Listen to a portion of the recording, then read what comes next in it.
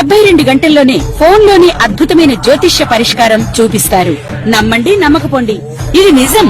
శ్మశాన కాళి రుద్ర చౌడీదేవి ఆరాధకులు నంబర్ 1 వశీకరణ స్పెషలిస్ట్. గురూజీ మనిషి పుట్టుక నుండి చనిపోయే వరకు వచ్చే అన్ని క్లిష్టమైన సమస్యలకు పరిష్కారం ఇక్కడ లభిస్తుంది. విద్య, ఉద్యోగం, వ్యవహారం, స్త్రీ ప్రేమ, పెళ్లి, సంతానం, స్త్రీ పురుష వశీకరణం, భూవశం, భార్యాభర్తల కలహాలు, కోర్టు సమస్యలు, విడాకుల సమస్యలు, చేతబడి, అప్పుల బాధ, ఇంకా మీకు ఎలాంటి సమస్యలు ఉన్నా 72 గంటల్లోనే శాశ్వత పరిష్కారం చేయబడును. నమస్కారం అండి. 2025 సంవత్సరంలో మార్చ్ 28వ తేదీ నుంచి శనిగ్రహ ఒక మార్పు అనేది జరిగింది. ప్రస్తుతం శనిగ్రహం వచ్చేసి మీనరాశిలో సంచారం చేస్తున్నారు, అది మనందరికీ తెలుసు. అయితే 2025 జూలై 13వ తేదీ నుంచి 2025 నవంబర్ 28వ తేదీ వరకు, అంటే దాదాపు 138 రోజుల పాటు ఆయన వక్రించి సంచారాన్ని చేయబోతున్నారు. ఈ ఏదైతే శని మీనరాశిలో వక్రించి సంచారాన్ని చేస్తున్నారో, ఈ వక్రించిన శని సమయం ఏదైతే ఉందో ఈ 138 రోజుల పాటు ద్వాదశ రాశుల వాళ్ళకి ఎలాంటి ఫలితాలు రాబోతున్నాయి, మరియు వాళ్ళు ఏ విషయాల్లో జాగ్రత్తలు తీసుకుంటూ వెళ్ళాలి, మరియు వాళ్ళు ఎలాంటి పరిహారాలని పాటిస్తూ వెళ్ళాలి అని ఈ వీడియో ద్వారా తెలుసుకుందాం. ముఖ్యంగా నేను ఏదైతే ఈ వక్రించిన శనిగ్రహం వలన ఇలాంటి ఫలితాలు రాబోతున్నాయి అని చెప్తున్నానో, ఇది దేని బట్టి అవి పూర్తిగా శుభ ఫలితాలు వస్తాయా లేదా మనకి అశుభ ఫలితాలు వస్తాయా అని మనం ఎలా తెలుసుకుంటామంటే, అష్టక వర్గ బిందువులు ఎవరి జన్మజాతకంలో అయితే మీ వ్యక్తిగత జాతకం ఒకసారి చెక్ చేసుకోండి. మీ మీనరాశిలో శని గనక 0, 1, 2 బిందువులు గనక ఇచ్చి ఉంటే వాళ్ళు చాలా జాగ్రత్తగా ఉండాలి. వాళ్ళకి అశుభ ఫలితాలు వచ్చే సూచనలు ఎక్కువగా ఉంటాయి అని అర్థం. ఎవరి జన్మ జాతకంలో అయితే శని 3, 4 అష్టకవర్గ బిందువులు గనక ఇచ్చి ఉంటే వాళ్ళకి కాస్త మంచి ఫలితాలు రాబోతున్నాయి అని అర్థం. అంటే కాస్త కొంచెం రిలీఫ్ అనేది ఉంటుంది. పూర్తిగా నెగిటివిటీ ఉండదు, అంటే పూర్తిగా చెడు కూడా ఉండదు, పూర్తిగా శుభం కూడా ఉండదు. మీడియం రిజల్ట్స్ అనేది మిక్స్డ్ అనేది ఉంటుంది. 0, 1, 2 అంటే పూర్తిగా అశుభ ఫలితాలే ఎక్కువగా ఉంటాయండి. ఎవరి జాతకంలో అయితే 5, 6 గనక ఇచ్చి ఉంటే మంచి ఫలితాలు వస్తాయి. కాస్త లేట్ అయినా, అది ఏనాటి శని అయినా పంచమ శని అయినా, సో 5, 6 బిందువులు గనక ఇచ్చి ఉంటే కాస్త లేట్ అయినా మీకు శుభ ఫలితాలు వస్తాయి అని అర్థం. అయితే 7, 8 బిందువులు కనుక ఇచ్చి ఉంటే ఎవరి జన్మజాతకంలో అయినా 7 లేదా 8 బిందువులు కనుక ఇచ్చి ఉంటే ఎక్సలెంట్ రిజల్ట్ అని చెప్పవచ్చు. చాలా బాగుంటుంది వాళ్ళకి. వాళ్ళు ఎంత ఇబ్బందులు పడినా ఫైనలీ వాళ్ళు ఈజీగా సక్సెస్ అనేది సాధిస్తారు అని అర్థం. ఓన్లీ 0, 1, 2 బిందువులు ఇచ్చి ఉండే వాళ్ళకే ఎక్కువ ఒడిదొడుకులు, ఇబ్బందులు, కష్టాలు అనేది వస్తూనే ఉంటాయండి. సో అష్టకవర్గ బిందువులు చాలా ఇంపార్టెంట్.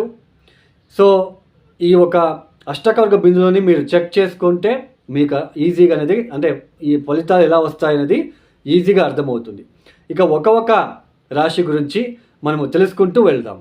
వృశ్చిక రాశి వాళ్ళకి, ఈ వృశ్చిక రాశి వాళ్ళకి పంచమ స్థానంలో శని సంచారం జరుగుతున్నది. దీన్ని మనము పంచమ శని అని అంటాం.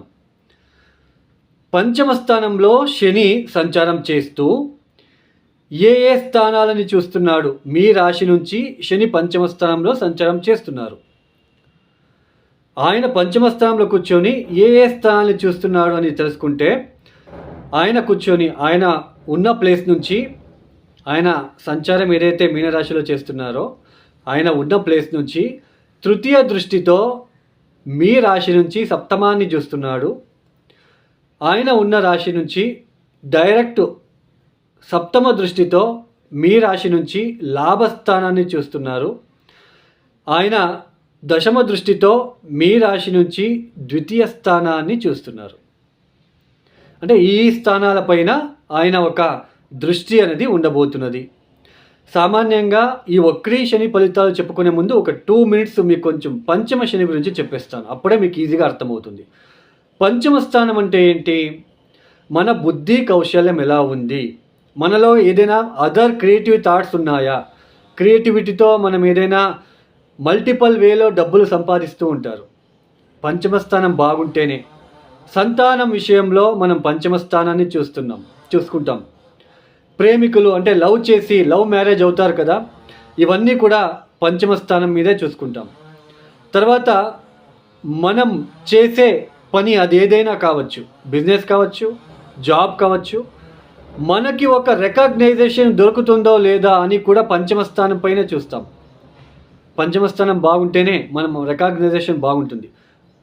మనము భార్యకి లేదా భర్తకి ఇచ్చే ప్రేమని వాళ్ళు యాక్సెప్ట్ చేసి మళ్ళీ మనకి ఆ ప్రేమని తిరిగి ఇస్తారా లేదా అనేది కూడా పంచమ స్థానం పైనే చూస్తాం.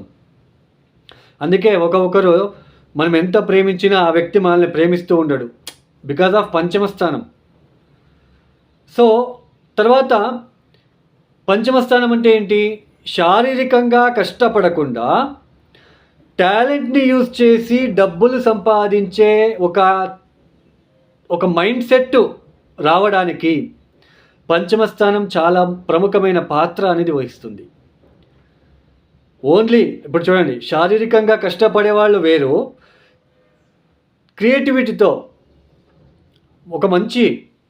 క్రియేటివిటీతో మంచి థాట్స్తో మన బుద్ధి శక్తిని, బుద్ధి కౌశల్యాన్ని యూజ్ చేసుకొని మంచి డబ్బులు సంపాదించేది అది వేరు. దాన్ని పంచమ స్థానంలో చూస్తాం.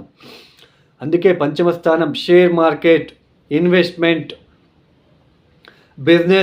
బిజినెస్ ఎక్స్పాన్షన్, వాటిలో ఎక్స్పాన్షన్ చేసి అధిక మొత్తాన్ని లాభంగా చేరుకొని మన ఒక తెలివితేటలతో ఈజీగా కూర్చొని సంపాదించడము. పంచమ స్థానం బాగుంటేనే.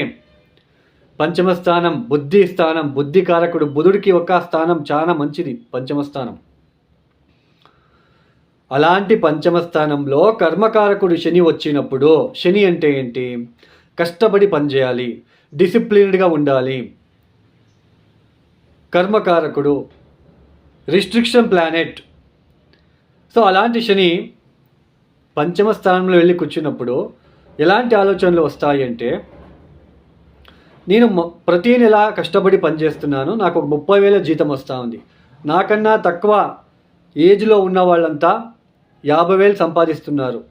నేను కొత్తగా ఏదైనా చేయాలి, కొత్తగా బిజినెస్ పెట్టాలి, షేర్ మార్కెట్లో ఇన్వెస్ట్మెంట్ చేయాలి, ట్రేడింగ్ బిజినెస్ చేయాలి, లేదా ఎవరో ఏదో చెప్పారు మ్యూచువల్ బిజినెస్ చేయాలి, లేదా పార్ట్నర్షిప్ బిజినెస్ చేయాలి, దాంట్లో ఎక్కువ డబ్బులు సంపాదించవచ్చు అనే ఒక థాట్ని ఇచ్చేస్తాడు.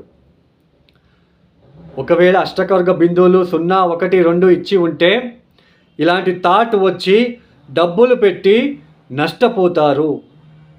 5, 6, 7, 8 కనుక ఇచ్చి ఉంటే ఆలోచించే శక్తిని కూడా అక్కడ శని ఇస్తాడు అని అర్థం. దాన్నే కర్మ అని అంటాం. మనం పూర్వజన్మలో కర్మ, పూర్వపుణ్యస్థానం పంచమ స్థానం. మీరు ఎప్పుడో 30 years బ్యాక్ ఎవడికో మోసం చేసి ఉంటారు. ఇప్పుడు మీకు అది ఆ కర్మ అనేది వెంటాడుతుంది. బాగా గుర్తుపెట్టుకోండి. సో ఇలాంటి స్థానంలో పంచమ స్థానంలో శని వక్రించినప్పుడు చూడండి, మీ సోదరులతో ఏదైనా ఆస్తి విషయంలో ఇబ్బందులు వచ్చి టెన్షన్గా ఉండడము, ప్రాపర్టీ రిలేటెడ్ ఎక్కడైనా ఇన్వెస్ట్మెంట్ చేసి స్ట్రక్ అయిపోయి ఇబ్బందులు పడే ఒక ఆస్కారాలు, తర్వాత సంతానం ద్వారా ఖర్చులు పెరగడం లాంటిది, ఎడ్యుకేషన్, పిల్లలు చదువుకునే పిల్లలకి బుద్ధి సరిగ్గా పని చేయలేకపోవడము, మందబుద్ధిగా వ్యవహరించడము, తర్వాత ముఖ్యంగా ప్రాపర్టీ రిలేటెడ్ ఆస్తి విషయంలో ఇబ్బందులు వచ్చి మెంటల్ ప్రెజర్కి గురి అవ్వడము, అక్కడ ఏదో ఆలోచన చేస్తూ నెగిటివిటీ పెంచుకుంటూ నేను చేసింది రైట్ అని లీగల్ కోర్ట్కి వెళ్ళిపోదాం అనే థాట్ని ఇచ్చేస్తూ ఉంటుంది. ఈ సమయంలో వక్రించిన శని సమయంలో లీగల్ ఇష్యూస్కి లీగల్ జోలికి వెళ్ళకండి. అంటే కోర్టు విషయంలో తలదూర్చకండి. ఇన్వెస్ట్మెంట్ వద్దో, కొత్తగా బిజినెస్ వద్దో, జాబ్లో ప్రోగ్రెస్ మీకు కొంచెం స్లోగా ఉంటుంది, బట్ స్టడీ అవుతుంది, కొంచెం వెయిట్ చేయాలి. సంతానం విషయంలో కొంచెం ఇబ్బందులు ఫేస్ చేయాలి. తర్వాత జూజాడము, బెట్టింగ్ లాంటివి, బెట్టింగ్ యాప్స్ ద్వారా మీకు ఇబ్బందులు తలెత్తే సూచనలు. కొత్త బిజినెస్ పెడతాను అని మీ ఇంట్లో చెప్పినా వాళ్ళు ఒప్పుకోరు, బికాజ్ ఆఫ్ శని పంచమ స్థానంలో ఉంటారు. ఈ సమయంలో ఫైనాన్షియల్ గ్రోత్ అనేది ఉండదు. వక్రించిన శని సమయంలో ఎక్కువ ఫైనాన్షియలీ ఒడిదొడుకులు ఫేస్ చేయాలి, అవమానాలు ఫేస్ చేయాలి. నీ వల్ల ఏం కాదు, నీ తలలో ఏమీ లేదు, బుద్ధి లేదు అనే ఒక మాటలు ఈ సమయంలో వింటారు. బిజినెస్ వద్దో, వక్రించిన శని, ఇన్వెస్ట్మెంట్ వద్దో, షేర్ మార్కెట్ జోలికి వెళ్ళకండి, ట్రేడింగ్ బిజినెస్ వద్దు, లాసెస్ అయ్యే సూచనలు, బెట్టింగ్ యాప్స్ వాటిని అస్సలు చూడకండి. సో శని వలన ఇలాంటి ఫలితాలు రాబోతున్నాయి కాబట్టి జాగ్రత్తగా ఉండండి. పార్ట్నర్షిప్ బిజినెస్ వద్దు. ఆల్రెడీ పార్ట్నర్షిప్ బిజినెస్ చేస్తున్నాను, లాసెస్ అయ్యే సూచనలు లేదా స్లో ప్రోగ్రెస్, డబ్బుకి సంబంధించిన విషయంలో చాలా ఇబ్బందులు పడాలి ఈ సమయంలో. హెల్త్ రిలేటెడ్ డిస్టర్బెన్సెస్ ఫేస్ చేయాలి. సో ఇలాంటివన్నీ ఈ వక్రించిన శని సమయంలో ఈ వృశ్చిక రాశి వాళ్ళు ఫేస్ చేయాలి. కాబట్టి సో వృశ్చిక రాశి వాళ్ళు తప్పనిసరిగా తిరువనెల్లూరుకి వెళ్ళి రావడానికి ప్రయత్నం చేయండి. లేదా శని త్రయోదశి రోజు కాలభైరవేశ్వరుడికి నువ్వుల నూనెతో అభిషేకాలు చేయించండి.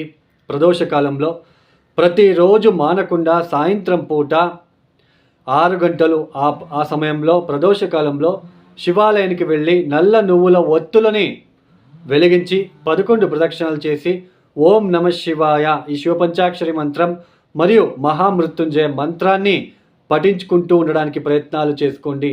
ఈ సమయంలో దత్తాత్రేయ శ్రీపాద శ్రీవల్లభ చరితామృత పుస్తకాన్ని రోజు ఒక అధ్యాయం చదువుకుంటూ వెళ్ళండి. ఈ ఒక వీడియో మీకు నచ్చితే లైక్ చేయండి, షేర్ చేయండి, సబ్స్క్రైబ్ చేసుకోండి. సర్వే జనో సుఖినో భవంతు. ధన్యవాదాలు. జై శ్రీరామ్.